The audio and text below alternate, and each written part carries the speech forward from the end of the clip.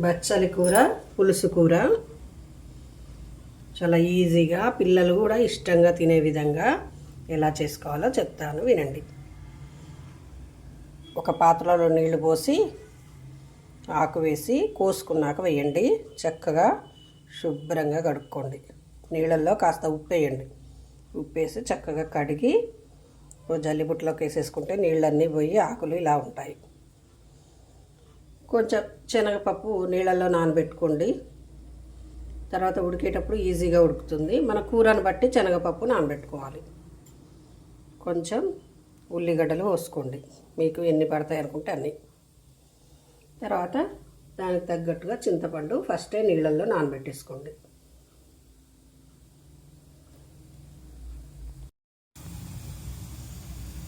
కూర గిన్నెలో నూనె వేసుకొని దాంట్లో మినప్పప్పు, తాలింపు గింజలు,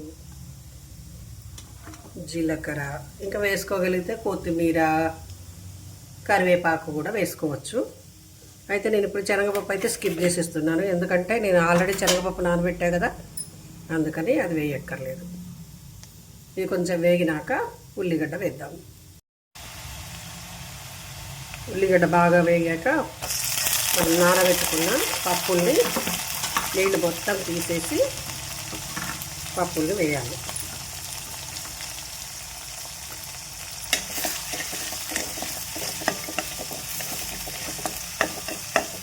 రెండు కూడా కొద్దిసేపు వేగినాక దాంట్లో ఆకుకూర వేసుకోవాలి.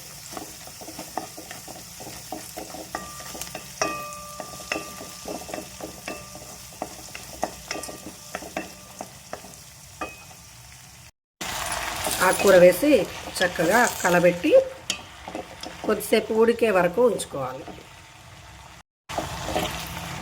ఆకుకూర వేసుకొని చక్కగా ఉడికే వరకు ఉంచుకోవాలి. కలబెట్టుకుంటూ మాడిపోకుండా చూసుకోవాలి.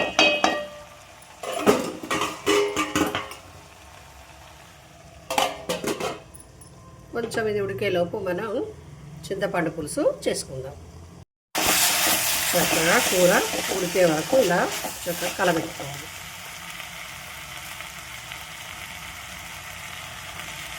పసుపు వేసుకోవాలి.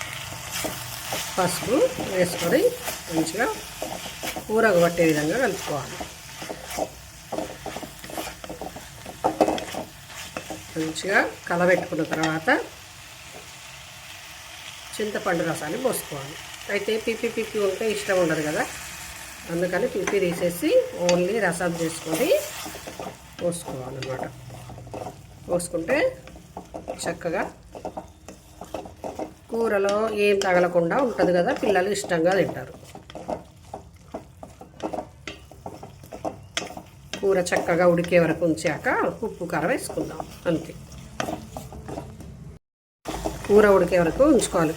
ఒకవేళ పులుసు సరిపోలేదు అనుకుంటే కొంచెం వాటర్ అయినా పోసుకోవచ్చు. కొంచెం పప్పులు ఉడికేదాకా మంచిగా ఉంచుకోవాలి. ఇక తర్వాత ఉప్పు కారం చూడండి, కారం చెంచా, ఉప్పు అదే చెంచా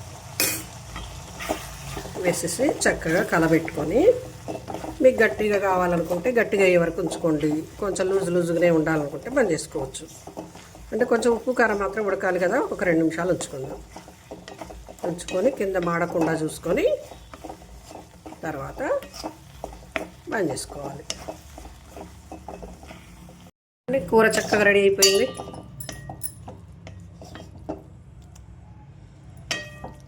దీంట్లో వేసింది శనగపప్పు.